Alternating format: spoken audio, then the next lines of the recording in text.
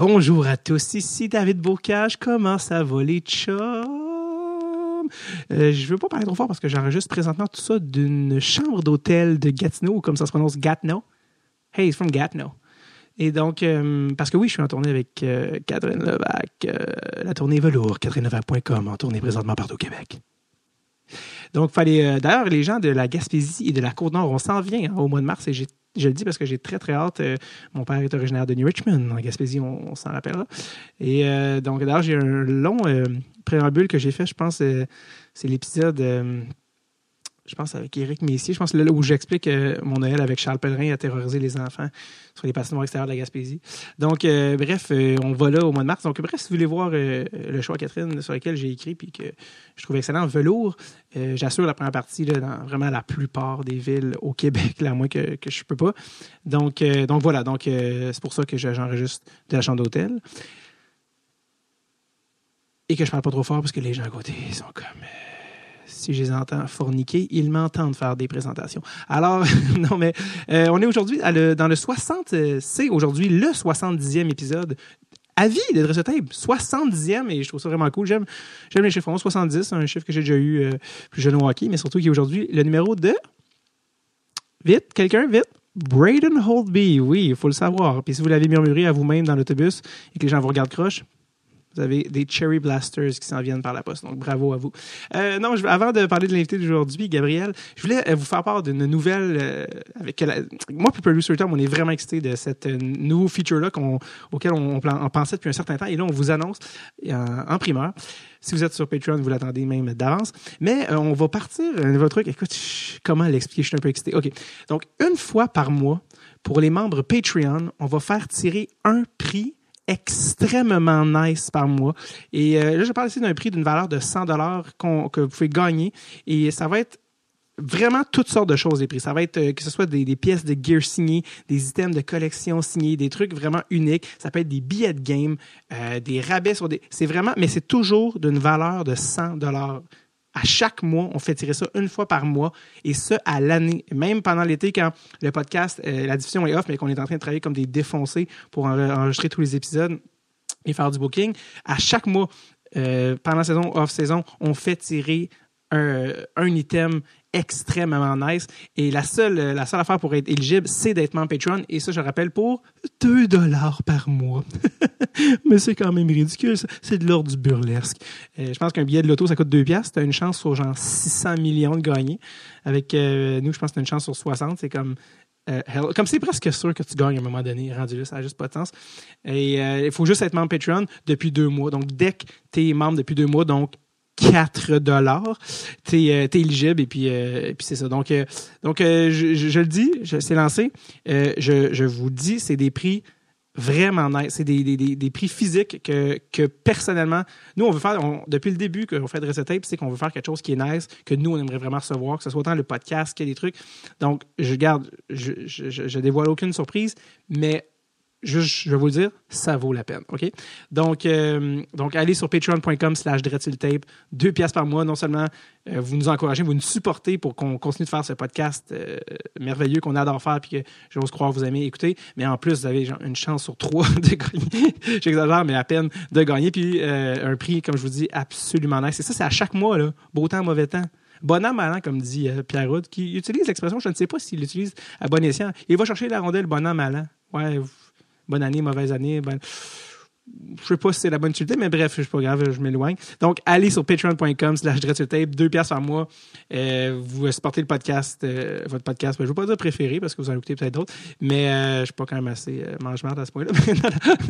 Je savais pas que j'avais encore en moi le mot mange-marde. Ça tombe bien, j'ai 11 ans et demi. Donc voilà. Donc, je vais vous annoncer d'autres nouvelles par rapport à ça dans les prochains épisodes, mais je le dis d'avance. Je le dis là. D'avance, si vous êtes sur Patreon, encore, ça revient tout le temps, ça. C'est vraiment le fun. Donc, allez sur patreon.com, 2$ par mois, puis on commence en février. En février, on commence à faire tirer un prix par mois. La balle est dans votre camp, Robert. Donc, aujourd'hui... J'ai oublié quelque chose, je regarde ma feuille. Allez chez le médecin, t'as une petite clame. Oh, ça, c'est pas à dire dans le podcast, c'est juste une note personnelle. Alors, donc, aujourd'hui, l'invité, mademoiselle, que dis-je, Gabrielle Ariano-Lortie, qui est une fille extraordinaire. C'est une fille que je connais de très longue date. Elle a joué au hockey avec ma sœur quand elle était jeune dans Rosemont, petite patrie. Et puis, elle était joueuse à l'époque et aujourd'hui, elle est arbitre, et non seulement arbitre, mais elle est au plus haut niveau possible. Elle a arbitré aux Olympiques à Pyeongchang. Elle arbitre les filles. Donc, parce que c'est ça, maintenant, les gars arbitrent les gars, les filles arbitrent les filles. Et ouais, c'est ça, je vois pas là, de plus haut niveau possible. Et elle a eu la gentillesse de venir nous voir au podcast, nous raconter toute cette expérience-là, comment le processus de sélection, c'est quoi être ref, le travail, tout ça évidemment en ayant une job de jour. Bref, je vous laisse découvrir sa vie, mais très, très cool le parcours, puis très cool de sa part de passer au podcast. Je l'ai rencontré, je le mentionne à chaque fois, le 19 mars 2018, donc ça fait quand même déjà un bon temps. Je pense qu'elle revenait justement des Olympiques, nous parler de son expérience et tout ça. Donc voilà. Je vous laisse savourer cet épisode. Voici mademoiselle Gabrielle Ariano-Lortie.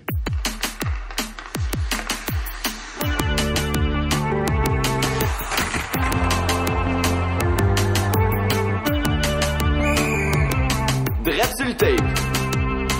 Avec David Bocage. Gabrielle Ariano-Lortie, c'est ton nom. C'est ça. Puis je le dis bien. Ouais. Yes. C'est un bon départ. Je te connais pas encore vraiment, en fait, mais je te connais encore par ma sœur. Parce que ma sœur, en fait, ça fait 2 personnes qu'elle nous refile. Mais pas qu'elle nous refile, mais qu'elle nous réfère. Refile. On a une pusher d'invité qui est en Australie, puis c'est ma sœur. Non, mais on a eu Alexandre Gascon qui est allé au secondaire avec ma sœur, qui est passé au podcast récemment. Mais toi, t'as joué avec ma sœur au hockey. Ouais. Dans les années 90. Oui. Je pense que c'est ça. Je suis Je suis pas bien bonne dans les dates. Oui, pour CJL. Mais Pee-Wee, ouais. Oui. On a joué Pee-Wee ensemble. Pee-Wee Bantam. CJL, le Comité des jeunes de la Louisiane, qui était le club rival de CDJR pour lequel j'ai joué. Et en fait, c'est le même quartier quand tu repenses. Ouais, c'est la même chose, même place, même chose, mais pas même organisation. Exactement. Et en fait, c'est ça, vous avez joué ensemble dans le temps où, maintenant je pense que c'est plus développé, mais dans le temps où vous jouiez avec des gars et que c'était la norme. Il y avait pas vraiment... il y avait des équipes de filles, mais pas tant que ça. Là. Ouais. C'était comme... je pense qu'ils appelaient ça junior. Mais même là, je sais même pas comment ils appelaient ça, mais c'était comme de 14 à 21 ans dans l'équipe. Là. Ouais, fait que, c'était plus large, là, mettons. Ouais, c'était un petit peu moins développé qu'aujourd'hui, je pense. Ouais, maintenant, c'est vraiment mieux développé. Là. Chaque tranche d'âge a des équipes de filles. C'est la même chose que les gars. Là. Ils ont Atom, Pee-Wee, Bantam, Midget. Exactement. Cool. Midget 2A, Midget 3. Puis toi, est-ce que t'aimais ça jouer avec les gars? Ben oui. C'était le fun. Ben dans le fond, tu sais, je connaissais pas d'autre chose. Là. Mais non, ouais, c'était le fun. Mais c'était le fun quand j'ai eu des filles avec moi, là, justement. Ouais, c'est ça, quand t'avais des... Ouais, on était 4 filles dans l'équipe à un moment donné. Là. Ouais. C'était le fun, c'était une gang. Vous avez changé dans d'autres pièces. Ben, on allait dans les toilettes. Ah, c'est ça. On allait dans les toilettes. Les gars changeaient, nous autres, on allait dans les toilettes. Puis, c'est la même chose quand on arbitre. Là. Quand on arbitre avec des gars, on va changer dans les toilettes. Les gars, ils changent dans la chambre. Là. Et il n'y a pas de malaise? Non, c'est correct. T'as pas vécu? Non, la majorité, tous ceux qui ont arbitré avec moi à Montréal sont assez respectueux. Là, fait que, t'as pas vécu d'incident? Non, j'ai pas eu de problème. Moi. Bon, parfait. Et toi, est-ce que dans le fond, tu voulais-tu jouer au hockey? T'avais-tu des aspirations d'être dans l'équipe canadienne? Ben, honnêtement, pas vraiment. Moi, j'ai commencé à jouer au hockey parce que mon frère jouait puis il avait reçu un trophée à la fin de l'année. Fait que là, je voulais un trophée moi aussi. On a tous nos motivations, hein? Ouais. Puis après ça, j'aimais ça, mais comme je savais même pas, tu sais, j'étais comme pas au courant qu'il y avait du hockey collégial, universitaire, puis tu sais, j'entendais parler de l'équipe nationale, mais comme je comprenais pas comment tu pouvais te rendre là puis tout, fait que j'ai comme pas j'aimais ça, mais je pense pas assez pour m'entraîner puis m'impliquer autant. Ah ouais. Fait que... Est-ce que tu penses que c'est pas quelque chose c'est pas quelque chose auquel t'avais pensé là ou rien? Non. Ben je pense pas que j'étais assez talentueuse non plus là. Okay. Mais ouais, c'est ça, t'es rationnel. Ouais. Mais bon. Ouais, c'était plus de l'ordre du récréatif là. Dans votre cas. Exactement. Et comment t'en es venu, justement, parce que souvent j'ai reçu des arbitres, souvent c'est des gens qui étaient des joueurs de haut niveau. Puis on ont fait OK, je suis bon, mais je suis pas assez bon pour monter. Puis là, ils se dirigeaient vers l'arbitrage, tu sais, puis c'était une manière d'accéder à la Ligue nationale. Si on veut, tu sais, dans la vie, tu veux jouer dans la Ligue nationale, mais si t'arbitres dans la Ligue nationale, t'es dans la Ligue nationale. Toi, évidemment, le modèle des filles, ça n'a aucun rapport, c'est complètement différent. Toi, comment t'es venu à l'arbitrage? Ben, C'est mes voisins. Mais dans le fond, c'est mon frère qui est allé, qui me dit, je m'en vais à un stage d'arbitre. Tu dois beaucoup de choses à ton frère, ça. Un stage d'arbitre. Puis là, fait que là, j'ai posé des questions. Fait que là, j'étais allée au stage avec Joël, une fille qui joue avec moi, puis Erika, justement.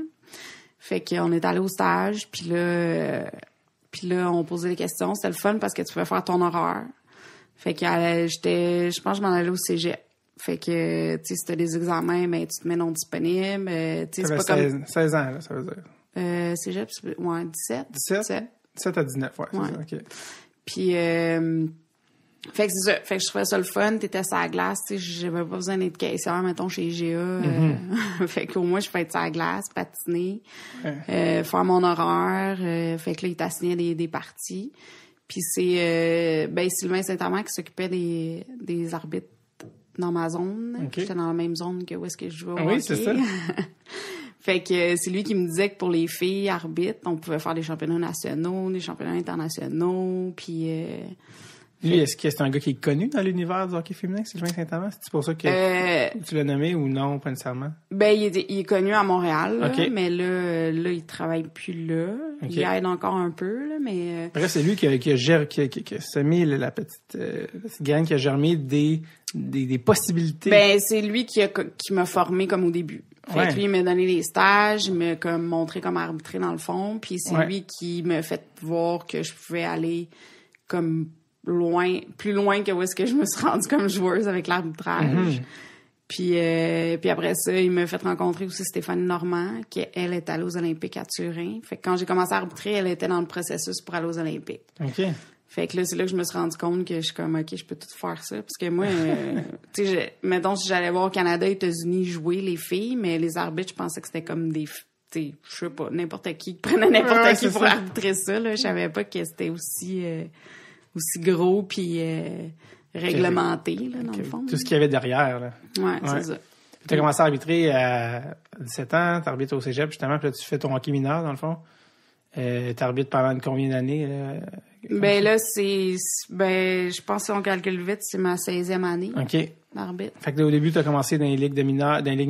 C'était pas, t'arbitais pas nécessairement des gars ou des filles, t'arbitrais n'importe qui, dans le fond. Ben, on arbitrait plus les gars, là. Parce que tu commences, tu sais, justement, même à ce temps-là, le hockey féminin n'était pas si développé que ça. Fait que, tu sais, il y en avait, mais, tu sais, comme junior, fait que c'est un petit peu plus haut niveau. Fait que tu commences pas à arbitrer ça, là. Tu commences novice, puis en système à 2, puis là, t'es full nerveuse de donner une pénalité ou de caler un hors-jeu. Ouais. C'est comme la grosse affaire, là. Fait que tu commences vraiment en bas, puis là, plus ça va, plus tu montes de catégorie. Est-ce que tu sens que tu as eu un traitement différent ou que tu as eu à dealer avec des affaires différentes dans l'hockey mineur en tant qu'arbitre fille? Ben, ouais. Quand t'arbitres des filles, c'est correct, là, parce que, tu sais, ils chialent, là, mais comme un gars chialerait après un gars. OK. Il y a quand même une forme de respect. Mais quand j'ai arbitré des gars, c'était pas tout le temps évident, là. Je me faisais... Tu sais, dès que j'embarquais sur la glace, j'étais une pourrie déjà en partant, là, même s'ils m'avaient pas vu. Et ça, à partir de n'importe quel niveau? Ben non, c'est plus... tu sais, c'est plus quand j'ai commencé à faire des plus hauts niveaux comme, mettons, Bantam 2A, Midget Espoir. C'était qui que tu sentais ça de la part des spectateurs, des fans, des coachs, des joueurs? Un peu plus des spectateurs. Okay. Les coachs après. Mais tu sais, les coachs, une fois que tu avais fait ta preuve sur la glace, c'était correct la majorité du temps. Les joueurs, pas tant que ça, là. Il y en a pas tant que ça qui m'ont... qui m'ont, comme on dit, envoyé chier sur la glace, avant le même, là, manquer de respect, là. Mais c'est plus les parents, là. Puis il y avait beaucoup de madames des estrades qui me criaient après, puis... Non, des madames. Ouais. Ça, c'est... Ils disaient, on n'est pas à Ringuette ici, ou est-ce que tu t'accroches? Dans le fond, des féministes. Dans le fond, c'était des féministes, dans le fond. Ouais, des grosses féministes. Ouais. C'est René, ça, quand même, non? Ben, un peu, là, mais bon, je sais pas, là. Tu sais, quand t'es plus jeune, tu sais, ça t'affecte un peu parce que tu te dis, mais voyons, tu sais, je dois pas être bonne ou, tu sais, je sais pas, mais tu sais, plus tu vieillis, tu te rends compte que ces gens-là, en tout cas, tu comprends pas, ils ont pas de jugement, ils ont pas, c'est ça, je sais pas. Est-ce que t'étais stressé avant les games? Tu te disais, non, dans quoi je m'embarque, tu sais? Pourquoi je suis pas caissière au IGA? J'aurais pas à dealer avec ce stress-là. T'sais. Non, pas nécessairement. Ben, il y a des parties que oui, là, quand que... Tu sais, mettons, quand il y a une game que t'as eu plus de misère que d'autres, là, tu sais, je veux dire... Parce que, comme tout le monde, tu vas avoir des moins bonnes parties, tu sais, c'est normal. Ben, c'est sûr. Puis tu sais, si aussi tu vas à l'école en même temps, après ça, j'ai commencé à travailler, je travaille comme infirmière, fait que tu fais ta journée, tu vas après, t'as ta journée dans le corps, c'est passer des affaires à la job, puis là, tu te fais crier après, fait que, tu sais, avant les parties, des fois, pas si stressé que ça, mais c'est pendant la game, des fois, t'es comme... Pourquoi je suis là? Pourquoi je fais ça, là, tu sais? Est-ce que tu as une manière de te préparer avant de rentrer sur la glace, de te mettre, tu sais, certains qui avant d'aller sur scène, pour se mettre dans le bain, vont dire, OK, pour te mettre dans l'état d'esprit le plus avantageux pour arbitrer, est-ce que tu as développé des trucs pour te dire, justement, si à soir, je me fais crier, regarde, je suis dans la zone. Est-ce que tu as développé une espèce un protocole personnel? Ben, non, je pense pas que tu développes de protocole. Je pense que c'est juste que tu développes au courant des années. Tu fais... C'est pas nécessairement une habitude. Tu sais, ça devient comme une habitude de te faire crier après. Fait que c'est plate à dire, là, mais tu sais, honnêtement, dans les catégories que je fais maintenant, tu sais, je fais plus de féminin. Fait qu'il y a pas... On se fait pas tant crier après que ça, là. Fait que c'est pas... Ça t'a formé d'arbitrer les gars puis de vivre ça à ce niveau-là. Ouais. Veux pas, ça forme ton caractère, là. Puis à un moment donné, c'est comme si tu fermes tes oreilles puis t'entends pas, là. Fait que tu passes à côté, il y a quelqu'un qui te crie après, tu l'entends pas, là. Si tu veux pas l'entendre, tu l'entends pas. C'est quoi l'incident qui t'a le plus marqué? L'incident? Ouais, ben parce qu'il en arrive des choses dans l'hockey mineur. Ouais, ben moi, c'est pas passé, tu sais, tant de choses que ça, là. C'est vraiment plus, c'est ça. Quand j'arbitrais les gars, là, des fois, c'était plus tough parce que peu importe ce que je faisais, mettons, ben, je me faisais crier après, puis je me souviens une fois ou deux, là, je suis sortie de la glace, puis je me suis mis à pleurer dans la chambre parce qu'émotionnellement, j'étais comme trop... À vif? Ouais. Est-ce que l'autre arbitre ou les autres arbitres qui étaient avec toi, ils te parlaient pendant ce temps-là? Ouais, comme, tu sais, vraiment, là, tous les autres arbitres sont vraiment corrects, puis... on se supporte entre nous parce qu'on sait c'est comment. Ouais. Fait que... Est-ce que t'as déjà... Tu sais, quand tu dis tu te fais crier après, puis tu t'habitues à ça, autant bizarre ça peut sonner, mais est-ce que des fois t'as déjà eu assez vrai contre des spectateurs? Contre des spectateurs, non. Faire sortir jamais. des spectateurs? Non, ça m'est jamais arrivé. OK. Mais parce qu'à un moment donné, tu sais, nous autres, on voit pas trop qu'est-ce qui se passe dans les estrades, là. Puis tu sais, il y a des arbitres des fois qui confrontent les spectateurs, mais je pense pas que c'est une bonne idée, là. Tu sais, je veux dire, tant que... Ça devient de la lutte, là, c'est sinon. ça, là. Tu sais, t'es laisse faire, puis il faut tout le temps jouer à la personne, tu sais, qui est plus mature que l'autre, dans le fond. Là. Ouais. Fait que, vraiment.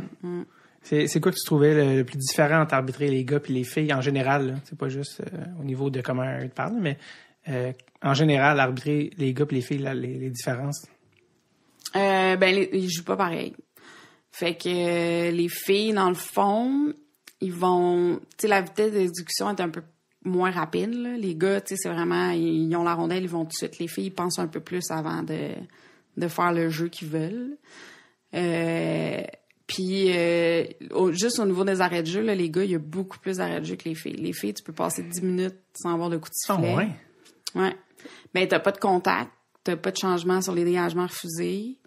T'as pas... fait que, tu sais, tout ça, ça fait que... Puis, tu sais, comme je te dis, les filles... T'as pas de changement, c'est dégagement refusé. Comment ça? T'as le droit de changer, les filles? C'est dégagement non, t'as pas le droit. Mais les gars non plus? Ben ouais, les gars, ils ont le droit mineur.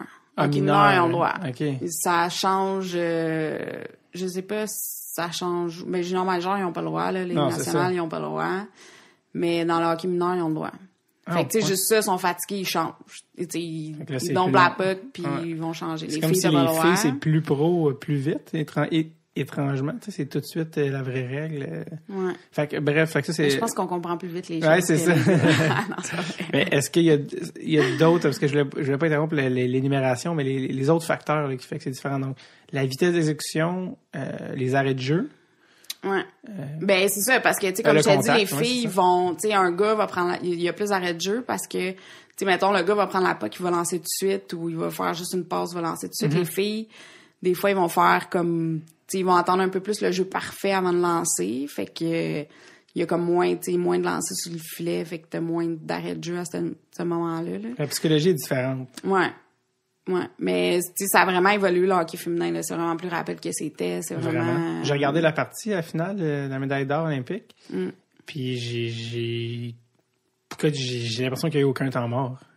Ça m'a vraiment impressionné. Pas que je le respectais pas avant, j'ai toujours écouté les parties des parties olympiques, puis j'ai toujours aimé ça, mais je sais pas si parce que justement j'en vois juste aux 4 ans, parce qu'on n'en voit pas tant que ça. Mais quand la game est partie, j'étais comme voyons, ça va très vite. Puis c'est vrai que quand tu l'as dit, c'est vrai qu'il y a moins d'arrêt de jeu. C'est vrai qu'il y a une forme de fluidité. Colin, la game, il me semble qu'elle a duré 15 minutes stressante, mais 15 minutes, ça a comme été très rapidement. Et tu as parlé du contact, les filles, il n'y a pas de contact. C'est aussi sur l'affaire que je me suis toujours demandé.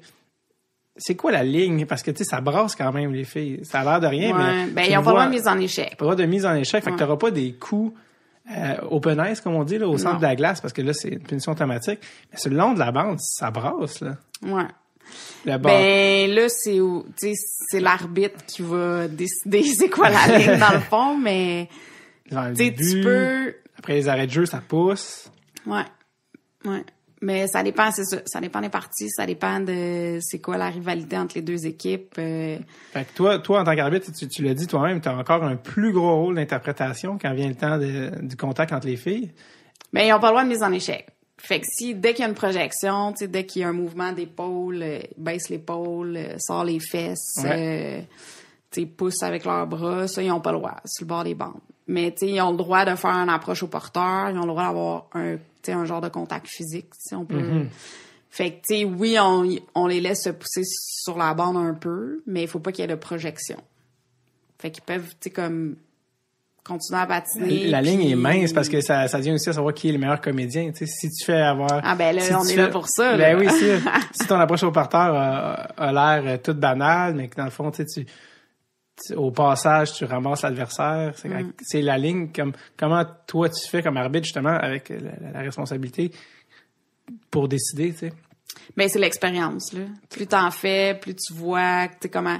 Les joueurs aussi... Comment les joueurs jouent. Puis là, nous autres, il y a pas tant de...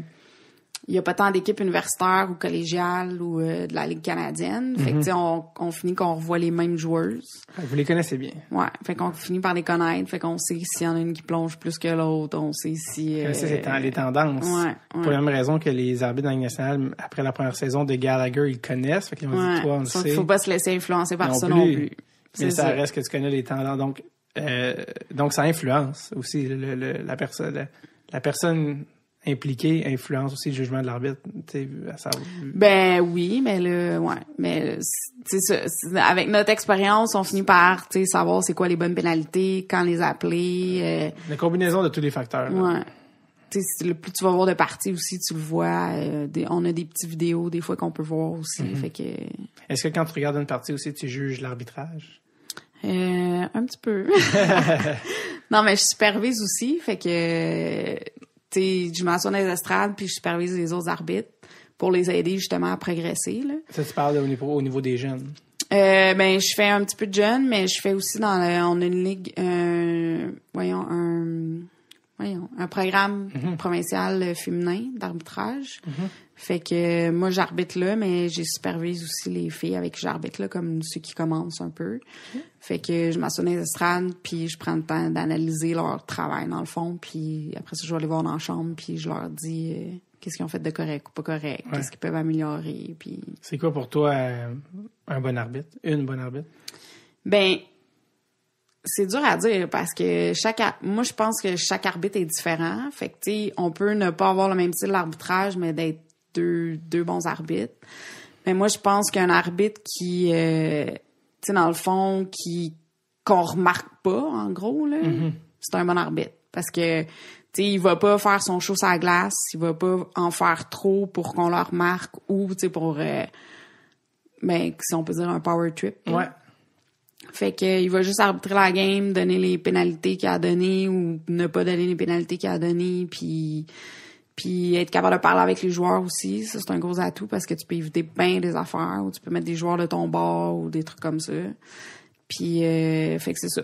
C'est quoi les erreurs les plus communes, par exemple, parce que tu tu travailles avec des débutants ou toi-même t'as de l'expérience, mais les erreurs les plus communes pour un arbitre, selon toi, qui font que certains arbitres tombent dans le panneau puis se mettent dans des situations qui te fait l'expérience à avoir su.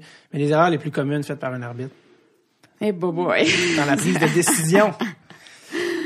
Les erreurs les plus communes. Mais. Tu comprends ce que je veux dire? Ouais, mais tu sais, je pense pas qu'il y a des erreurs communes quand t'arbitres parce que, tu sais, dans le fond, ça va être différent selon la partie, tu sais. Ouais. Mais c'est souvent des... Tu sais, on se rend pas compte, mais un arbitre a une question de positionnement, là. Mm-hmm. Fait que c'est souvent ça. Tu sais, si t'es pas bien positionné sur la glace, ben là, tu vas manquer des pénalités, tu vas être en retard sur le jeu. Fait que ça revient souvent au positionnement quand tu commences, là. Mais... Je pensais à, tu sais, quand quelqu'un, on dit d'un arbitre, on dit, il a perdu la partie. Tu sais, des fois, les gens disent ça. Quand un arbitre... mais ça existe pas. Ça existe pas, ça? Un arbitre ne perd jamais. Non, dans le sens de perdre le contrôle. Non, mais je sais, ils disent qu'on perd le contrôle, ces affaires-là, mais... Ça peut arriver, ça? Ben... Qu'un arbitre, des fois, la game lui glisse des mains à cause d'un incident X ou Y, puis de sa manière de réagir par rapport à cet incident-là. Mais ce qui peut arriver, c'est ça. T'sais, si tu manques trop de pénalités ou là, t'en as manqué une, puis t'as essayé de te racheter en donnant un autre qui était pas nécessairement là, ben là, c'est sûr que ça peut faire monter les choses. Fait que c'est sûr que peut-être une erreur, comme tu dis, une erreur les plus communes, c'est que il faut que tu sois capable de dealer avec le fait que t'as manqué une pénalité, t'sais. Ou que t'en as donné une qui était pas là. Parce que, l'arbitre peut justement, après, essayer de se racheter, ou ben il va faire, ben là, trop tard, là, j'ai comme perdu la game, fait que il donne plus de pénalité ou des affaires de même, fait que, ça va vraiment, c'est vraiment mentalement, il faut que tu sois fort pour dire comme, OK, ben celle-là, je l'ai manqué, too bad, qu'est-ce que tu veux que je fasse? Il faut pas que ça change, faut pas que ça change le plan de match, faut pas que tu essaies de compenser. C'est ça. Puis aussi, la manière qu'un arbitre réagit en prolongation aussi, tu sais, surtout en prolongation aux Olympiques. Non, mais c'est vrai, c'est une situation de pression intense. Ouais. C'est pas vrai qu'un arbitre même en première période, de la même manière qu'en prolongation, c'est impossible. Non. C'est vrai. On n'arrive pas nécessairement pareil. C'est ça. Normalement, tu sais, quand tu commences tes parties, il faut que tu vas donner ton ton. Exactement. Fait que tu dis, OK, ben cette pénalité-là, ben moi je l'ai donnée, fait que je vais l'appeler toute la game. C'est sûr que là, après ça, ton managing de game, comme on dit, ben il va changer selon le pointage, mais il faut quand même que tu restes avec qu'est-ce que tu as donné en première. Mais normalement, quand tu arbitres du haut niveau avec des bons coachs, des bons joueurs, ben ils vont savoir qu'est-ce que tu vas appeler en première période, ben ils le referont pas pendant la partie non plus, là, tu sais. Mm-hmm. Fait que dans le fond, tout part d'habitude dans ton début de partie, comment tu le fais. Puis c'est sûr que en prolongation, ben t'aimes mieux donner, tu vas pas nécessairement donner un petit trip en zone neutre là, qui a eu aucune influence sur la partie, là, tu sais. Fait que ça va être plus comme des chances de marquer ou des trucs dangereux que qu'on va plus appeler, là, tu sais. Donc, il faut que ça soit des immanquables ou des choses, justement, qui ont une influence directe sur la partie. Ben, tu sais, que comme toi, comme joueur, que tu te dis, si tu te fais faire ça ou si tu vas dire, ben là... Ça change la partie. C'est ça. Donc, ça, encore une fois, ça prend le jugement de dire... Comme quand ils disent en anglais « let him play », tu sais, laisser les joueurs jouer. C'est la ligne entre c'est quoi laisser la partie se dérouler d'elle-même et intervenir quand là, c'est vraiment... Là, c'est le temps, dans le fond. Mais dans le fond, c'est les joueurs qui nous disent qu'est-ce qu'il faut qu'on fasse, tu sais. Selon leur comportement. C'est ça. C'est selon eux, qu'est-ce qu'ils font, comment ils jouent, ben nous autres, on va s'ajuster en fonction de tout ça. Là. Fait que... Je me suis toujours demandé, on parlait tantôt des différences gars-filles, à propos des joueurs, la manière qu'ils interagissent avec l'arbitre, des gars versus les filles. Ben ça fait quand même longtemps que j'ai pas fait des gars là. Vu que je travaille à temps plein puis que puis que j'arbitre dans le féminin, ben j'ai comme moins le temps pour faire des gars. Puis les filles que je fais sont, tu sais, c'est universitaires puis les canadiennes, fait qu'ils sont rendus plus vieilles dans le fond. Fait que je pourrais pas te dire, tu sais, comparer avec un junior majeur ou un midget espoir, midget 3, dans le fond, comment ils interagissent avec nous comparé avec les filles. Mais de souvenirs dans la psychologie, de la manière qui approche l'arbitre ou qui te parle, y a-tu des différences qui t'ont marqué déjà? Ou? Ben non, pas nécessairement. Okay. Les joueurs sont à peu près pareils. Là. C'est plus peut-être au niveau des coachs, comme je te disais tantôt, vu que j'étais une fille, un coach qui coach des gars, un gars, ben là, il va être comme plus tu y réponds, ben là, il va se sentir offusqué, puis parce que tu as répondu de la même façon qu'il te répond. Ouais, c'est ça. Puis là, ça va être toi qui es arrogante, puis tout, mais quand tu... Fait que, tu sais, quand t'arbitres les filles, ben, il y a plus une forme de respect qui est là, t'sais. On va se parler, oui, il y en a qui chiolent après pour rien, là, puis tu te dis, mon Dieu, comment ça, là, mais la majorité du temps, on est capable de se parler, puis... Je me demandais à quoi ça ressemble une joueuse fâchée qui parle à un arbitre, contrairement à un joueur. Tu vois ce que je veux dire? Non, mais tu veux dire, qu'est-ce qu'elle dit? Ça dépend. Tu sais, je veux dire, comme tu l'as dit tantôt, la psychologie est différente entre les gars et les filles. Comment une fille qui veut influencer un arbitre, qui veut l'attaquer, peu importe, va s'y prendre différemment d'un garçon, tu sais, c'est ça que je me demande. Ben ça diffère selon l'âge, là. Parce que quand t'arbitres du collégial, là, sont un petit peu moins respectueuses, là. Fait qu'ils vont dire, t'es poche, t'es conne, mais tu sais, ils vont pas le dire devant ta face, ils vont le dire en partant pour que tu l'entendes, mais pas vraiment, là. Fait que là, après ça, tu vas les confronter puis tu te dis, qu'est-ce que t'as dit? Oh non, rien. Ouais, ça manque un peu de teneur. Ouais. Puis, tu sais, ça va être souvent, ben voyons, tu me niaises-tu, là, s'ils ont 2 minutes, là, mettons. Ça va être plus dans le collégial. Mais, universitaire, c'est un peu plus, tu sais, ben là, ça n'a pas d'allure, tu l'as manqué, tu nous en dois une, tu sais, genre des enfants de même, là. Mais c'est pas... Au niveau olympique? Au niveau olympique, ben, ils chialent pas vraiment après. Tu sais, ils sont pas là pour ça, là. Ils jouent leur game, ils veulent gagner. Ouais. Fait que quand tu fais des championnats du monde ou quand t'es aux Olympiques, là, c'est la place que tu te fais moins chialer après. Ouais. Tu sais, oui, ils peuvent dire un petit commentaire, là, puis tu sais, c'est correct, c'est normal, là. Tu sais, c'est quand même un jeu d'émotions. Ouais, là, fait certainement. que, mais sinon, ils nous envoient pas tant chier que ça, comme on dit. Je comprends. comment on a commencé avec l'hockey mineur, ça nous a amené sur d'autres choses, mais comment t'as monté, tu sais, après ça, tu sais, t'as commencé, les ligues mineures, les gars, les filles, t'as monté. Puis c'est quand que t'as commencé à faire des compétitions internationales, puis c'est quand aussi que t'as commencé à faire juste du hockey féminin, tu sais, parce qu'à un moment donné, parce qu'il y a une affaire aussi que j'ai jamais su, fait que là, les filles arbitrent les filles, les gars arbitrent les gars, c'est ça? Dans le fond, ben, au niveau provincial féminin, au niveau provincial, t'arbitres les gars ou t'arbitres les filles. OK. C'est plus haut, ça. C'est quand tu montes plus haut que le provincial que ça change. Ben, c'est à partir de provincial. Tu sais, comme nous autres, dans la ligue provinciale féminin, tu sais, collégiale, universitaire, ligue canadienne, on veut juste que ça soit des filles. OK. Puis, au niveau des gars, ben, midget 3, junior 3, junior majeur, ben, pour l'instant, c'est juste des gars aussi. Okay. Il y a quelques filles qui en ont fait, qui en font, je pense, comme juge de ligne, mais il y en a pas beaucoup. Sinon, toutes les compétitions internationales ou nationales, c'est les gars arbitrent les gars, les filles arbitrent les filles. Puis dans le hockey mineur, ben là, tu peux avoir les deux. Ouais. Puis ça vient d'où, dans le fond, que les gars arbitrent les gars et les filles? Est-ce au niveau qu'ils jouent? Ben, honnêtement, je sais pas trop. D'après moi, que les filles arbitrent juste les filles, c'est probablement pour développer un petit peu plus le hockey féminin avec tout ce qui est autour, là. Ouais. Fait que, tu sais, on a encore beaucoup de chemin à faire, là, mais je pense que c'est plus ça, là, pour développer tout ça. Puis, à un moment donné, ben les gars, tu sais, eux autres, ils ont leur ligne nationale, ils peuvent, tu sais, ils s'en vont là, puis tout, mais les filles, on avait, tu sais, comme on n'a pas rien d'autre, fait que probablement que, tu sais, ils voulaient que les filles aient quelque chose aussi au bout de la ligne, là.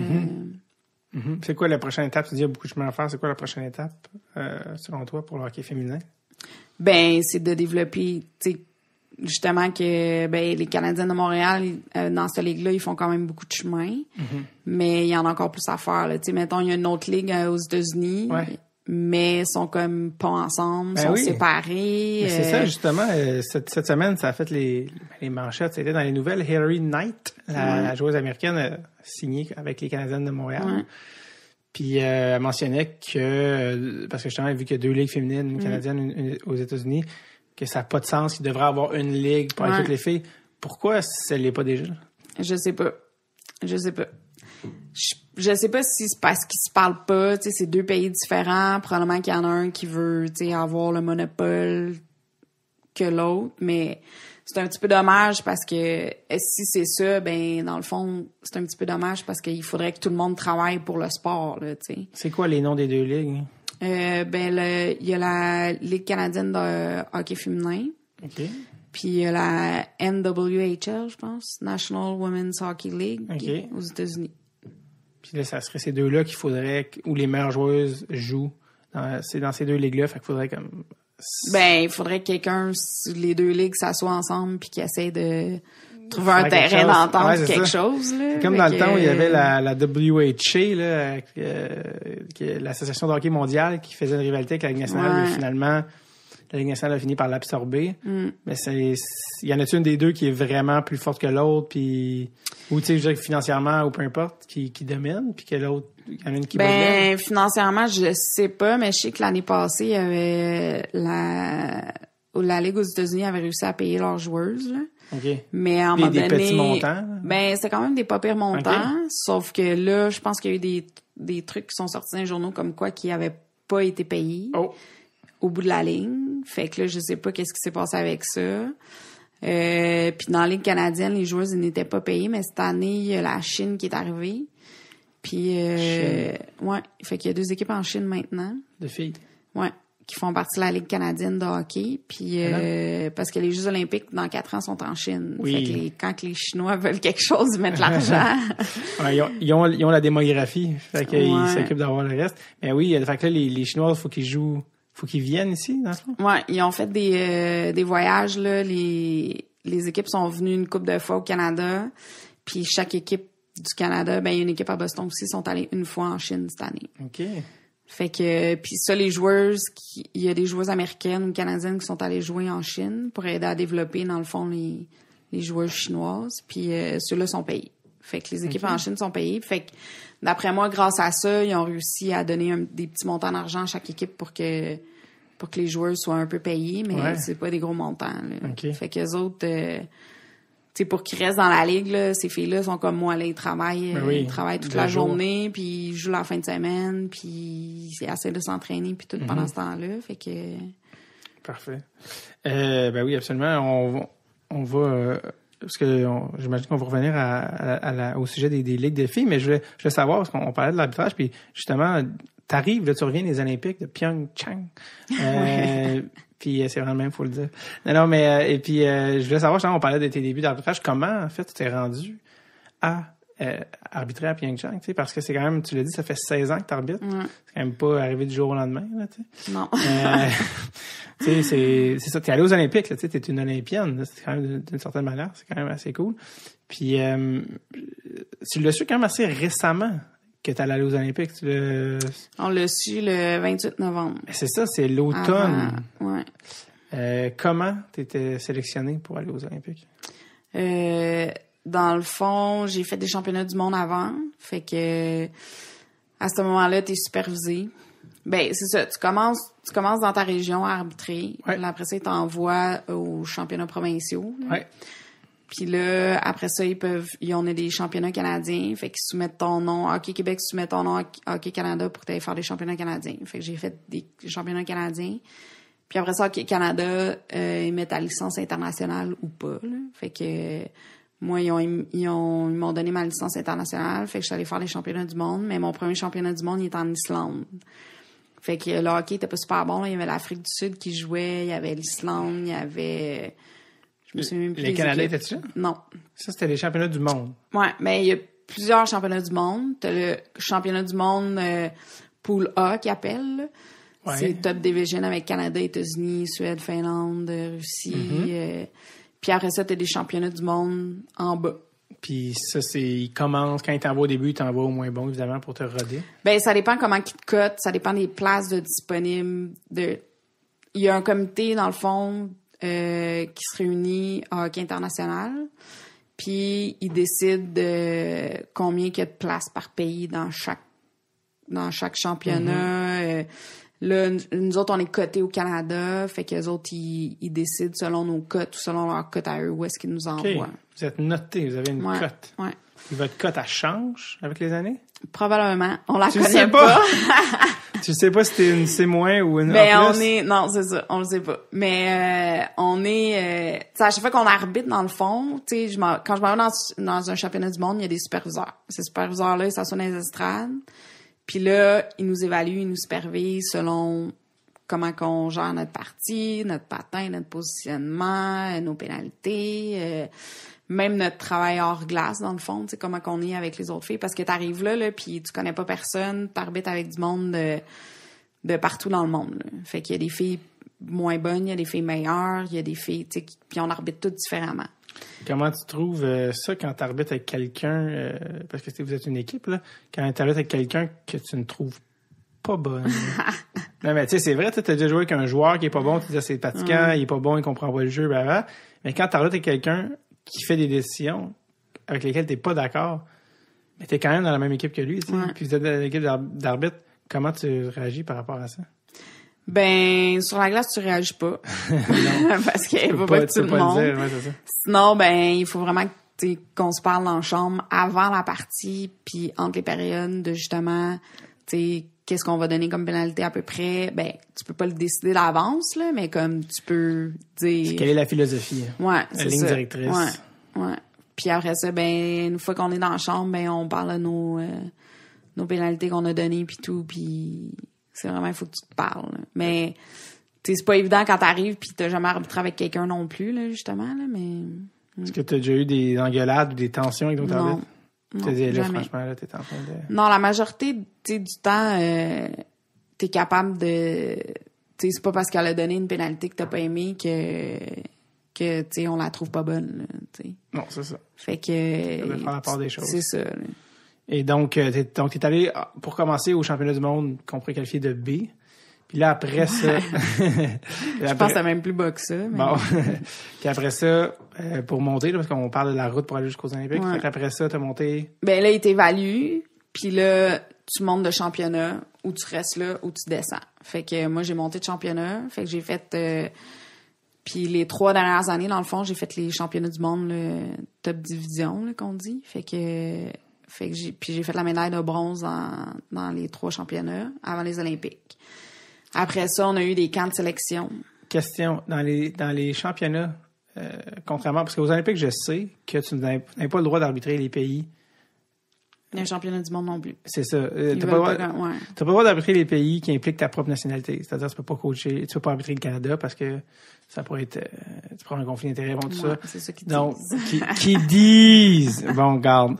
Mais, dans les championnats du monde non plus. Donc, Non. c'est la même politique. Ouais. Est-ce que ça, c'est pas, frustrant? Ben, un peu, parce que, tu sais, si tu dis qu'on est dans les meilleurs ben, on est quand même dans les meilleurs arbitres, là, les Nord-Américains, là. Fait que, sauf que c'est pas les meilleurs nécessairement tout le temps qui font la finale, mais il y en a eu des bonnes, là. Mais tu sais, est-ce que ça a tout le temps été les meilleurs? Je sais pas. Donc, au final, parce que au Canada, aux États-Unis, au hockey féminin, vous développez les meilleures joueuses et les meilleurs arbitres, ça fait que les arbitres sont privés de la finale, un peu comme... sont un peu punis pour être les meilleurs, dans le sens que il y a des bons systèmes de développement, sauf que ça fait que tu peux quand même pas... C'est quand même pas les meilleurs arbitres qui vont arbitrer en finale, et ce, en raison de leur nationalité. C'est un peu... Ben, ouais, c'est ça. Est-ce que... Mais tu sais, dans le fond, c'est eux autres qui jugent qui est les superviseurs. Tu sais, dans chaque championnat, ils jugent c'est qui les meilleurs. Mais tu sais, est-ce que c'était ça au bout de la ligne? Tu sais, vu qu'on n'a pas le droit d'arbitrer notre pays. Tu sais, t'es condamné à jamais arbitrer en finale. À moins que Canada perd un jour. C'est ce que je dis, t'es condamné. Non, mais tu sais, il est arrivé dans les 20 dernières années aux Olympiques. Ça a toujours été une finale Canada-USA, sauf en 2006, où les États-Unis s'étaient fait... il y avait eu la médaille de bronze. Ouais, s'étaient fait battre par la Suède, un genre de upset qui avait pris tout le monde par surprise. Mais sinon, peut-être qu'une Américaine a arbitré dans ce match-là puis était bien contente, mais sinon, t'es condamné à pas arbitrer la finale, c'est un peu frustrant. Est-ce que tu penses que ça peut changer éventuellement? Ou... Je sais pas. Parce que là, ils ont commencé à faire le système A4 chez les filles. Avant, c'était pas ça? C'est récent? Non, ça fait depuis Ben, dans le fond, le premier championnat du monde que j'ai fait en Suède, fait que ça fait 4 ans. 4 ans. Fait que on s'était dit peut-être qu'à ce moment-là, ils pourraient mettre une Canadienne et une Américaine, là, tu sais, si ça fonctionne. Mais non, ils veulent toujours pas. Fait qu'on va voir. Là, est-ce que tu penses que si c'était pas de cette règle-là aux Olympiques, mettons par exemple à Pyeongchang, les arbitres qui arbitraient la finale auraient été différents? Je pourrais pas te dire. Non? Mais on le sait pas, tu sais, on sait pas. Tu penses que t'aurais pu être dans ces personnes-là qui arbitrent la finale? Ben, je pense que oui. Parce que j'ai quand même eu un bon tournoi, puis j'ai eu une bonne supervision après mon tournoi. Mais en même temps, on n'est jamais sûr à 100%, mais c'est sûr que j'aurais aimé ça la faire, par exemple. Un jour, peut-être? Est-ce que les autres arbitres, c'était leurs premiers Olympiques, comme toi? Non, il y en a une qui était sur la finale, que je pense que c'est 3e. Quand même. Mais en Europe, c'est un peu plus facile de retourner aux Olympiques. Comme Américains, eux autres, ils vont une fois, puis ils laissent la chance aux autres. Canadiens, ben il y en a pas encore qui sont allés comme 2 fois, là. Fait que... Parce que, tu sais, le processus est tellement long avant que tu te rendes là. Fait que des fois, après, il y en a qui sont comme, OK, je suis allé là. C'est fait. Ouais. Fait que là, tu sais, soit... Pas nécessairement qu'ils arrêtent d'arbitrer, mais des fois, ils arrêtent, tu sais, de mettre autant de temps. Fait que ils ont pas l'énergie pour se rendre un autre 4 ans, là. Est-ce que pour toi, t'arrives de Pyeongchang, là, tu viens de le vivre, est-ce que tu penses à Beijing puis ça te tente? 2022? Ben, c'est sûr que quand tu finis les jeux, tu te dis, OK, ça me tente pas que ça soit fini, fait que je vais y retourner, là, mais... Mais je sais pas. Je vais voir au courant des prochaines années si j'ai encore l'énergie pour continuer. Là. Comment... fait que tu disais que tu avais appris... Ouais, je comprends. Tu disais que tu avais appris à l'automne que t'allais te rendre à Pyeongchang. Comment tu l'apprends? On l'a appris par téléphone. Là. Il y a Todd Anderson là, qui s'occupe de nous au Canada qui m'a appelé pour dire que j'y allais. T'étais où quand t'as reçu la job? Non, en train de dealer avec quelqu'un en train de mourir. C'était comme lâche. Mon hémorragie, c'est pas de m'en aux Olympiques. Non, j'étais pas... Comment t'as réagi? Parce que t'es dans un contexte où t'es supposé être la personne en charge. Et calme, mais comment t'as réagi quand t'as appris? Mais j'ai pleuré un peu. T'as pas été on dirait que j'étais comme... moi, j'aurais pleuré. Ouais, mais on dirait que j'étais comme soulagée parce que j'étais tellement stressée. Tu sais, je me rendais pas compte, comme 2 semaines avant, parce qu'ils nous avaient dit qu'on était supposé le savoir le 1er décembre. Fait que là, 2 semaines avant, je commençais à être stressée. C'est la première fois de ma vie que j'avais la misère à dormir. Là. Sinon, moi, j'ai jamais de misère à dormir. Puis, je pensais pas que ça allait me stresser autant, honnêtement. Ouais. C'est ton inconscient qui joue des tours, hein. Tu te dis, c'est pas grave, mais finalement, tu y penses, là, tu sais. Ouais.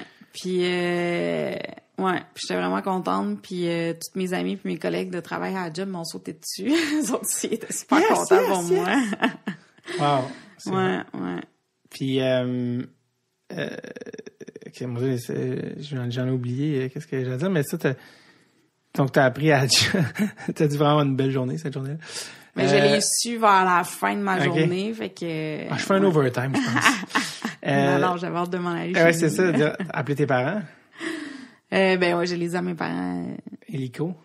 Ouais, pas tout de suite parce que j'étais à la job, là, mais pas longtemps après. ouais. Puis, est-ce que tu t'en doutais que tu pouvais y aller ou tu avais comme-tu une idée d'une direction ou t'as aucune idée de... Tu sais, en s'entendant, t'as fait des championnats du monde, t'es dans la loupe depuis un certain temps, tu te disais, j'ai une chance d'y aller ou tu te dis, j'ai aucune idée, tu sais. Parce que toi, en même temps, tu connais les autres arbitres, tu te dis, qu'est-ce que tu penses? On était 2 au Canada qui étaient comme... qu'on avait des chances d'y aller. Ouais, 2 arbitres, puis il y avait 2 juges de ligne aussi. Puis, dans le fond, tu sais, oui, je me disais que j'avais des chances avec tout ce que j'avais fait. Puis, on a eu un camp de sélection en Suisse aussi l'été passé. Fait qu'on avait eu des tests physiques puis tout, puis ça avait quand même bien été.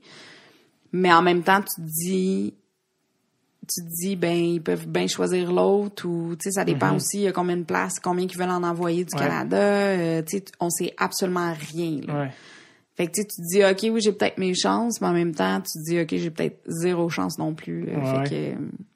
Puis, finalement, ils ont choisi combien de Canadiens ou vous étiez juste toi? On était... dans les faits, j'étais une arbitre, une juge de ligne qu'on est allé. Chez les gars, il y a eu 2 arbitres, un juge de ligne qui sont allés. Wow. Du Canada. Wow. Puis, il y a souvent des reportages, tu sais, pendant les Olympiques sur les athlètes, leur chemin pour se rendre, ils se sont entraînés. Puis, mais les arbitres aussi, il faut vous entraîner, il faut vous rester en shape. Vous avez tout un... Comment ça marche, votre entraînement? Parce que ça, c'est le bout qui est encore moins glam, là, si on peut dire. Puis j'ai lu un article, justement, qui avait été fait sur toi, je pense, pour Radio-Can, sur... tu parlais que t'en avais raté les soupers de famille. Ouais. Mais ça, c'est parce que quand tu gagnes une médaille d'or, tout ça est pardonné, tu sais. C'est bien glam. Mais toi, t'auras pas t'as eu une médaille, là, t'as même amené quelques artefacts pour me montrer, dont une de l'Association mondiale de hockey, mais je veux dire, ça reste que t'as tout le processus d'un athlète.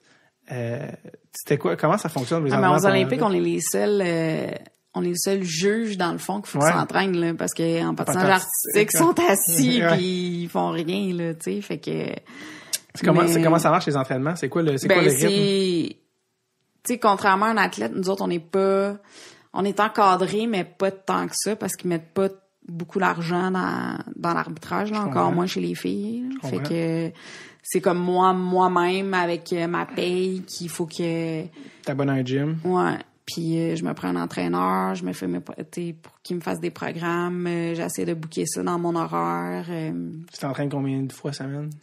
Ben... T'entraînais, en tout cas en prévision des Olympiques?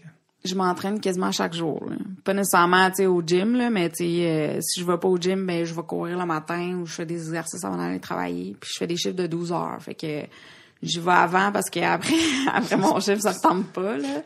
Puis à chaque journée de congé, ben je vais m'entraîner, ou sinon l'hiver, si je m'entraîne pas, j'arbitre, là. Puis est-ce que aussi il y a une conscience par rapport à l'alimentation? C'est quelque chose que tu... Oui. Mais moi, je suis pas très... vu que j'ai pas le temps pis tout, j'aime pas ça faire à manger, fait que je suis pas, tu sais, je suis pas comme une athlète qui va vraiment comme tout mesurer, tout regarder, puis j'ai déjà fait faire une nutritionniste une fois, là, fait que tu sais, ça m'a comme donné des guidelines un peu. Ouais, mais sinon c'est sûr que j'essaie de bien m'alimenter, tu sais, prendre des vitamines, prendre des affaires de même, mais pas ça, c'est comme un petit peu ma faiblesse. Ouais, ton talon d'Achille. Je veux qu'on arrive finalement à Pyeongchang. Je veux qu'on en parle quand même, parce que finalement, t'es sélectionné, t'es allé. Je veux que tu m'en parles. Moi, j'ai jamais été en Corée. Pas encore, en tout cas, du moins. Comment ça se passe quand t'arrives en Corée, puis tes impressions? C'est énorme. Les Olympiques, la Corée, c'est quoi? Les Olympiques, là. Tu sais, tu descends de l'avion, puis il y a il y a déjà plein de choses olympiques, il y a plein de bénévoles qui sont là, fait que les autres ils te guident où aller, là ils t'envoient, ils ont construit un train à haute vitesse pour les Olympiques. Okay. Fait que là on s'en va là-dedans, puis là nous autres on était dans la côte proche de la mer du Japon. Oui. À Gangneung. Qu'on était. La prononciation exacte. Non, je pense pas. Je pense que je me suis pratiquée tout le temps que j'étais là-bas, mais j'ai jamais prononcé correctement. Puis ouais. Puis là, quand t'es là-bas, tu te rends compte que c'est vraiment énorme. Là. Il y a comme y avait-tu un sentiment qu'il y avait un buzz ou une excitation? Ouais. Mais, tu sais, parce qu'on est habitué d'aller faire des championnats du monde, puis tout est à propos du hockey dans le championnat du monde, mais là, t'es juste comme une petite parcelle. Ouais. Dans tous les autres sports. C'est que sont les Jeux olympiques, mais qu'est-ce qui t'a marqué de la Corée en général? C'est le pays? C'est la première fois que j'allais en Asie. Mm-hmm. Fait que c'est un peu la culture asiatique, là, tu sais, ils ont pas vraiment de bulles, eux autres. Fait qu'ils t'attends en ligne avec eux, puis ils sont collés sur toi, là. Ah ouais, hein? Ouais. Puis c'est pas évident non plus pas nécessairement les comprendre, puis eux autres ils comprennent pas, toi t'es comprends pas. Fait que pas nécessairement anglais. Non, il y en a pas. Il y en a quand même beaucoup là. Il y a quand même beaucoup de bénévoles qui parlent anglais, puis mais il y en a beaucoup qui parlent pas anglais. Fait que ça aussi là, c'est pas toujours évident. Là. Je comprends. Puis le village olympique, Ça aussi, c'est une autre affaire. Ben, nous autres, on n'était pas dans le village des athlètes. OK, vous êtes parce pas qu'on dans est des juges. Oui, il faut pas que vous ayez de Non. corruption, de collusion. Non. Donc, Fait qu'on vous était habitez- dans un hôtel en dehors. C'était-tu quand même correct? Ou... Ah ouais. C'était Ah vraiment ouais, bien. ah ouais. On se levait le matin, on ouvrait notre rideau, puis on avait la vue sur la mer du Japon, la plage était là, les piscines étaient là. Fait que c'était comme à Cuba, mais à l'automne. Genre. Est-ce que, ouais, hein, quand même. Est-ce que vous étiez, en tant qu'arbitre, est-ce que vous êtes rémunéré pour aller aux Olympiques? Ouais, on est rémunéré. Ouais. Vous êtes payé, plus vos dépenses sont payées, tout ça? Ouais. OK, parce que moi, je me demandais si justement si c'était juste, non, vous le payez déjà, là, puis maintenant, vous êtes payé par... Comment ça marche? C'est par partie aux Olympiques? Ben, tout notre voyage est payé, notre bouffe est payée. Ouais. Fait que pour la nourriture, vous allez-tu au village? Non, vous restez... On mangeait à l'hôtel. Est-ce que vous avez comme des règlements à suivre hors glace? Ils veulent juste qu'on soit... On n'en a pas, non, on n'en a pas vraiment. Là. Ils veulent qu'on agisse bien, là, tu sais, comme des personnes normales. Là. Ouais, parce que dans le sens que si tu fais des choses qui te mettent dans des positions, Ouais. ta position d'autorité est un peu diminuée, là, tu parais mal. Là. Mais c'est ça. Mais tu peux pas chiller avec des athlètes. Ben, tu sais, on n'en voyait pas tant que ça. On en voyait quand on allait à l'aréna, là. J'ai pris une couple de selfies avec des... Ah oui, c'est ça. C'est qui que tu voulais rencontrer? C'est qui? Faut bien qu'il y ait des avantages à aller aux Olympiques. Bon, là. Ben, j'ai vu Tessa puis Scott. Ah oui, les Scott patineurs Moyer. artistiques. Tessa, c'est quoi son nom? Tessa Virtue, c'est ça, non? Ouais, Fait que eux, t'as pris une photo avec eux. ouais. C'est qui les autres que t'as rencontrés? J'ai rencontré Michael Kingsbury Oui. après sa médaille d'or. Sinon, j'ai rencontré Brian Genta. Non. Très gentil. Oui, Ouais. tu as parlé, tu as dit que t'étais de Montréal? Ouais, Qu'est-ce ouais. que t'as On a dit? parlé une dizaine de minutes, là. Non. On parlait de tout et de rien. Il me posait des questions sur l'arbitrage. Ouais. Ouais. Il est Ouais. vraiment gentil, pour vrai. Wow. Il était-tu venu avec sa famille et tout ça? Je sais pas, je l'ai vu dans les estrades. Il regardait une partie de l'équipe États-Unis féminine. Puis je l'ai vu dans les estrades, puis je t'allais demander je peux te prendre une photo avec toi? Il se fait comme, je me fais jamais reconnaître ici, ça va me faire plaisir, je vais te parler 10 minutes. Il était Non, tellement ouais. Non, tellement mais- l'inverse de la NHL, tu sais, en Corée, comme Brian Gianta, je pense pas que c'est... Non, je pense pas qu'il y ait grand monde qui... Non, c'est ça. Tu sais, déjà que tu l'as reconnu, c'est bon. Mais il a joué une coupe d'années à Montréal, quand même. Là. Oui, 4-5 ans, oui, t'es capitaine Ouais, quand même. ouais. Mais oui, absolument. Y a-tu du monde que t'aurais voulu avoir des photos mais que t'as jamais trouvé? Ben peut-être avec les patineurs de vitesse courte piste, là. Mais eux autres, on les a pas vraiment vus parce que, tu sais, ils ont des compétitions tout le temps des Olympiques, fait que je pense pas qu'ils sortaient, là. Ouais. Sinon, parce que les autres athlètes, après leur compétition, là, ils étaient pas mal sur le party, là. Ben oui. parlant du party, ben ça a été médiatisé quand même beaucoup. C'est des chiffres qui ont été sortis par Tinder même. Mais l'application Tinder de dating dans le village olympique explose je pense que c'était quelque chose comme 600%. Ouais, les ça a matchs, l'air. 600%. Les arbitres aussi, ça se passait-tu de même? Je sais pas. Ah, les secrets. Mais oui, c'est ça. Il arrêtait pas de faire des articles sur aussi les condoms distribués aux Olympiques. T'as 38 par personne, je pense, le ratio à Pyeongchang. Ça me fascinait quand même, les précautions qui étaient prises. Je vais aussi te demander, c'était quoi en fait? C'est ça, tu sais, toi, t'avais combien de parties? T'étais là 2 semaines, je pense? Ouais, j'ai fait 5 parties. Ouais. 5 parties en 2 semaines. C'est quoi ta journée typique, mettons, à Pyeongchang? Mais on n'en avait pas tant que ça parce que nous autres, c'est juste la partie qu'on arbitre la veille.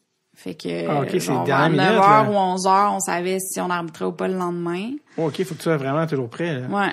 Fait que ça changeait si on arbitrait pas Ouais. à chaque jour, là. Fait que on n'avait pas Ouais, vraiment ouais. de journée typique, là. Moi, honnêtement, j'essayais de faire le plus de choses possible, là. Quand je savais que j'arbitrais pas le lendemain, ben je suis allée voir les compétitions, là. Je suis allée voir 2 fois du patinage artistique, patinage de vitesse longue piste. Ouais, c'est ça, t'en as profité.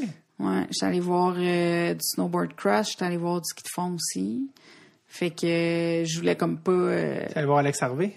Ouais, ben je l'ai vu sur le 15 km. style libre, je pense. Il est Saint-Louis. arrivé 7e. 7e, OK. Il y en a qui est arrivé 4e. Ouais, non, celle-là, je l'ai pas vu. Crève-cœur. En tout cas, bref. Ouais. Il vient de gagner, là. Il était pas gagné, mais il vient d'argent, là, récemment, champion du monde. Ouais, j'ai vu. Mais oui, c'est excellent. Mais Fait là, que ce qu'ils font, c'est intense, là. Ils arrivent là, puis ouais, ils sont morts à la fin. Ouais, c'est un marathon, là, sur la neige. Mais c'est quoi tes expériences hors glace, là, hors hockey qui t'ont le plus marqué à Pyeongchang? Ben, le patinage artistique, c'était vraiment le fun. Oui. Ouais. T'étais une fan?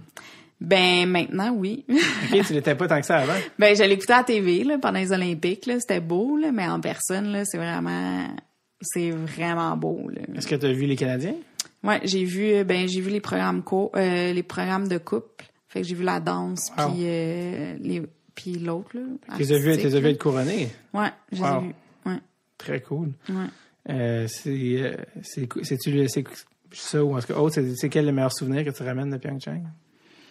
Ben, il y en a énormément. Il y en a beaucoup. Ça serait long. Mais tu sais, juste le fait d'être, on était les mêmes arbitres, c'était mes amis pendant tout ce temps-là. Fait que c'est comme de tout partager ça avec eux, d'aller voir les compétitions, justement, d'aller voir le patinage artistique.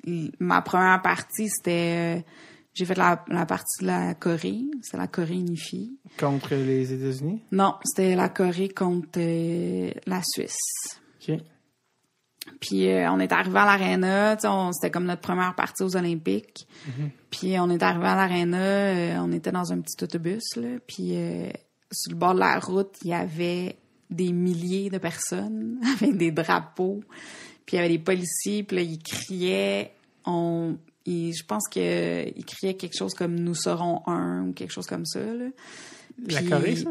Ouais, les Coréens sur le bord de la route qui criaient ça, là. Puis là, j'étais comme, mais mon Dieu, ils manifestent-tu? Qu'est-ce qu'on comprenait rien, là? Mais il y avait plein de monde sur le bord de la route. Fait que là, on était comme, OK, c'est vraiment une partie importante qu'on fait, là. Fait que ça, Plus que tu pensais. Ouais.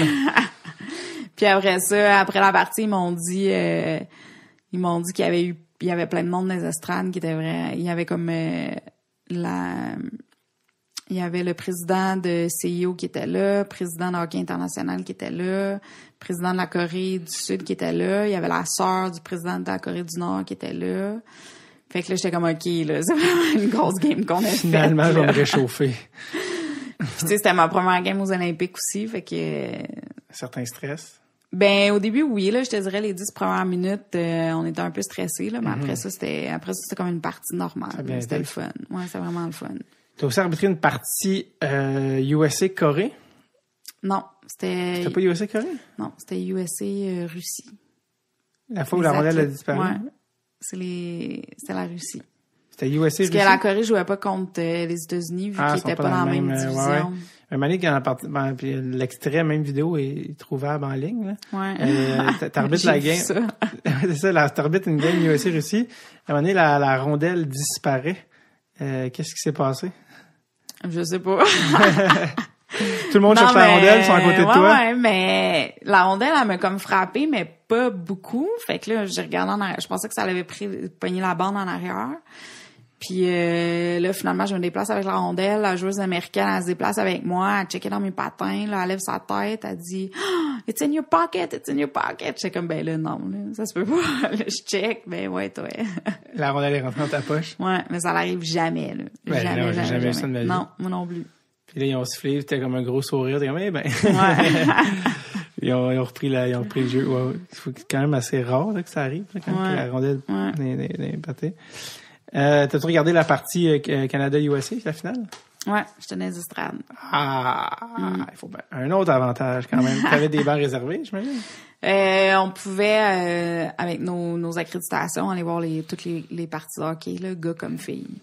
Fait que, sauf que si j'allais voir d'autres compétitions, il fallait que j'achète mes billets. OK. Mais, OK. Ouais. Fait que là, OK, tu peux aller voir les parties. Ouais. Puis, comment as-tu vécu ce marathon de hockey qui était la finale des filles? Mais j'étais stressée, parce que j'ai pas le droit d'arbitrer mon pays, fait que je vais prendre pour eux. Fait que c'est ça, là, c'était stressant, surtout vers la fin, là, parce que tu veux qu'ils gagnent quand même, là, mais, ouais. Est-ce que tu étais déçue, triste? Ben, c'est sûr, parce que, tu sais, aussi, j'ai arbitré des filles là-dedans, là, surtout les Québécoises, là, fait que j'ai arbitré, il y en a que j'ai arbitré qui étaient midget 2A. Fait que, tu sais, c'est pas mes amis nécessairement, là, mais on se connaît quand même, puis on vient de la même province puis tout, là. Fait que. Vous reconnaissez, hein, vous, quand même. Ouais. Est-ce que t'es devenu ami avec certaines joueuses? Non, j'ai pas d'amis.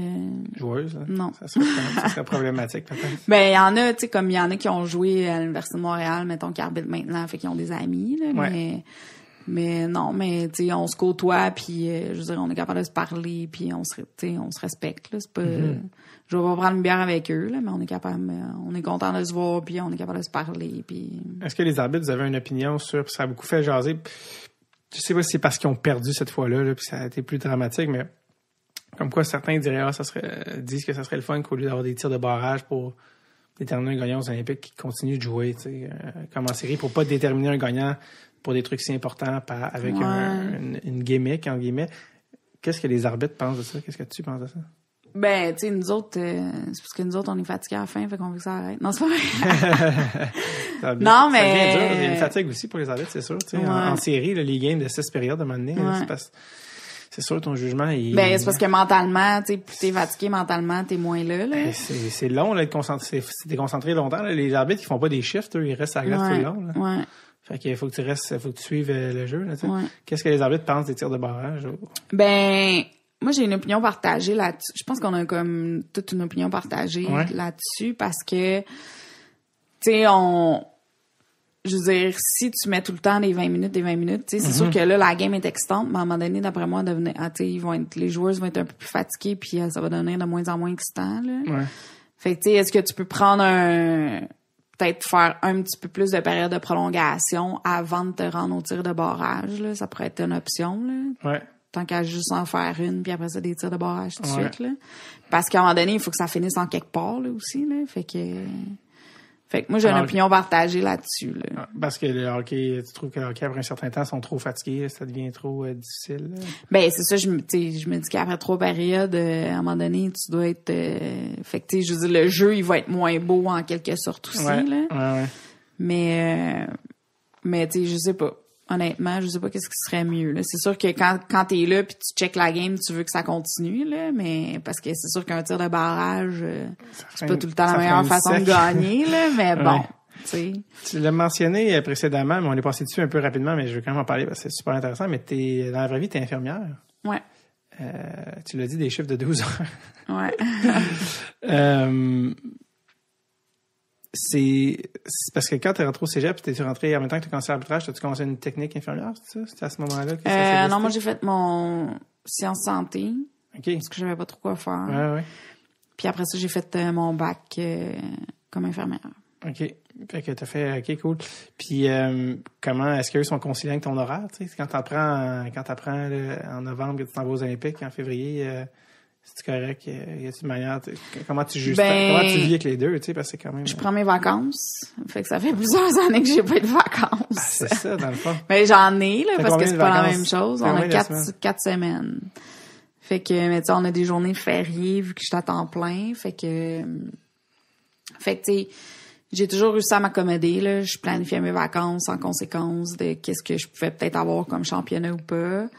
Puis pour les Olympiques, ben j'avais pas assez de vacances, fait qu'ils m'ont donné du sans solde aussi, là, parce que parce que c'est quand même les Olympiques. Ils sont smart, je veux dire. Ouais. Ton boss, il comprend, là, quand même. Ouais, ils ont été quand même, tu sais, ils m'ont quand même aidé, là. Justement, tu sais, des fois, il fallait que je parte à la dernière minute à des places, fait que on est quand même capable de réarranger notre horaire en conséquence. J'ai fait des échanges avec des collègues aussi pour...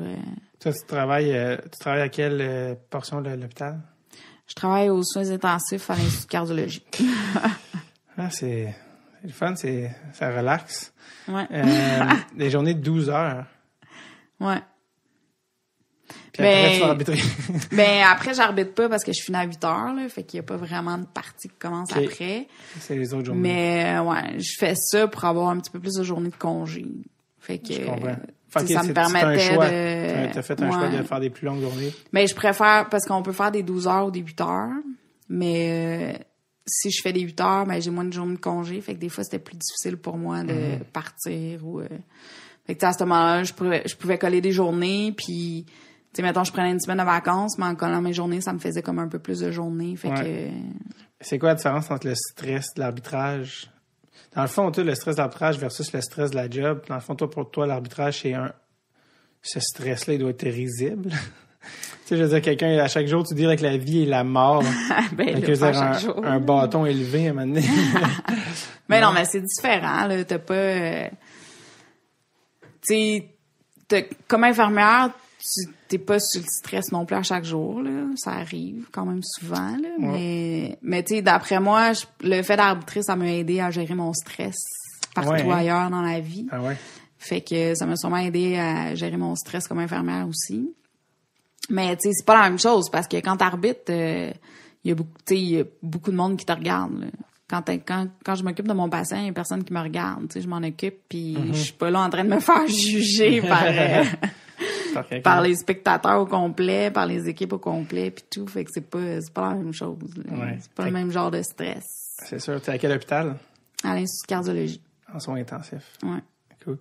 Puis pendant l'année, quand c'est pas les Olympiques, t'arbitres dans des ligues féminines aussi, c'est ça? Ouais, j'arbitre dans la ligue collégiale universitaire puis la ligue canadienne de hockey. C'est ça, la ligue canadienne. Là. Ouais. C'est ça. Ouais. Et t'as combien de parties semaine? J'en ai 2 à 3 à peu près. Parce que les parties sont la fin de semaine. Ouais. Fait que puis je travaille une fin de semaine sur 2. Fait que dans ma fin de semaine de congé, j'arbitre souvent vendredi, samedi, dimanche. Puis dans la fin de semaine que je travaille, j'arbitre souvent le vendredi puis des fois le samedi.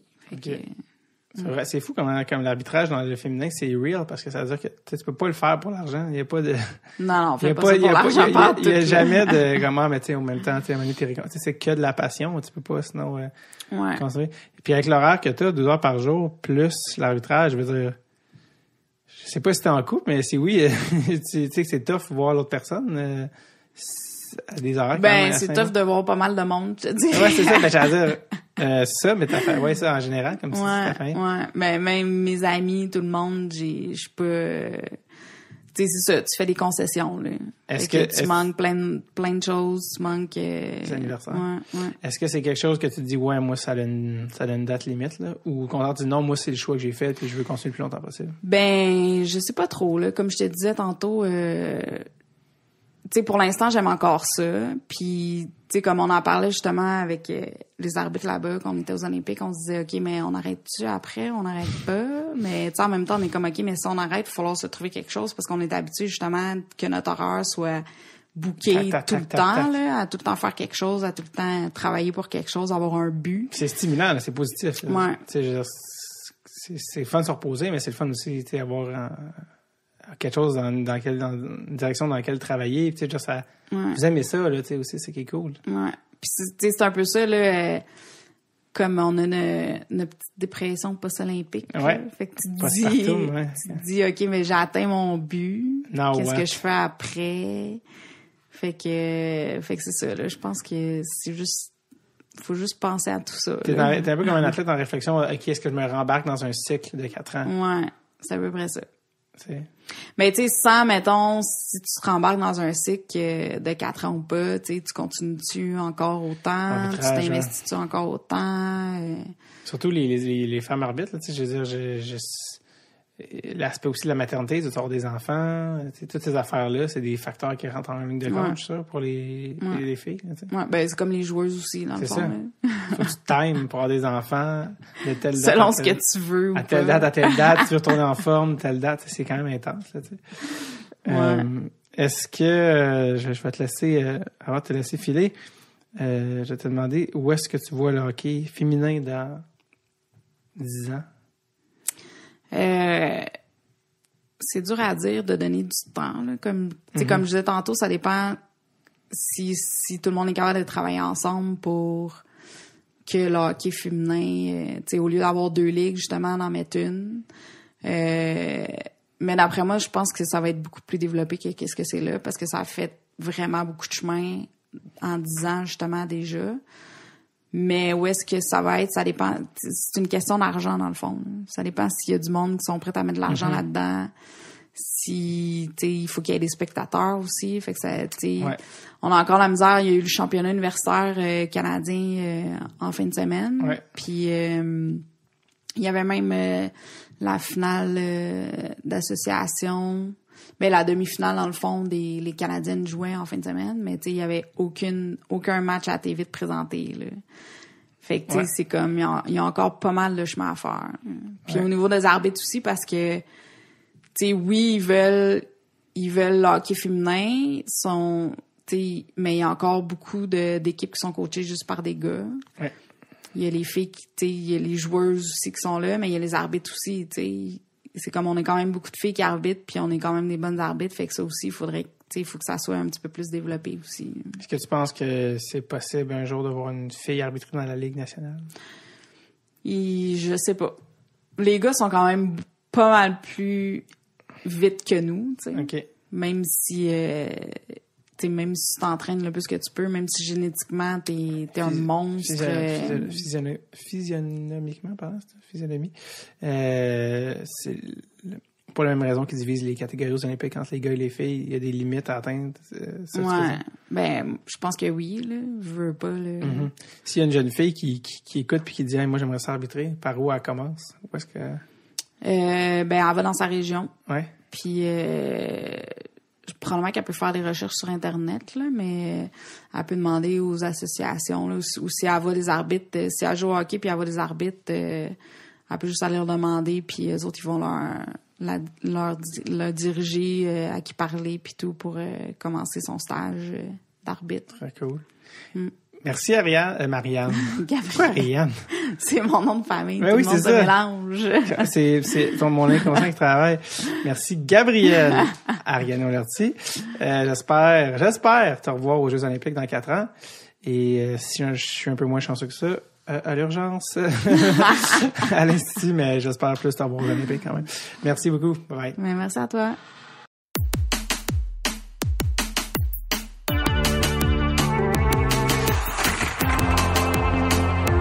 Je tiens à remercier Gabriel Ariano-Lortie d'être passé au podcast. Ce fut extrêmement agréable et inspirant.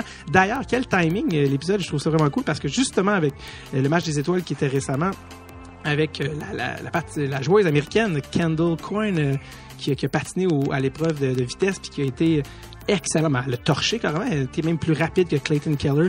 Et quel coup de promotion pour le hockey féminin. Je trouve ça génial. Il y en a qui remettent en question la présence des filles. Vous êtes des gros BS.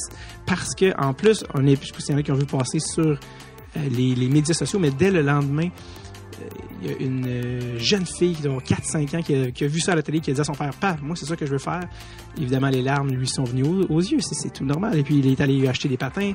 Et là, sa fille a commencé à jouer au hockey parce que, justement, elle a vu ça. Elle a dit, « Moi, je veux. » Donc, j'espère que ça l'a inspiré une tralée de filles leur prouver qu'ils peuvent jouer autant que les gars.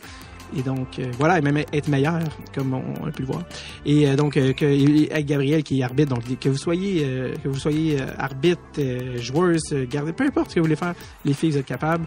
Et comme je dis tout le temps, you go girl, you go girl. C'est ça que je me dis le matin. Je regarde dans le miroir, you go girl. Là, ma journée part.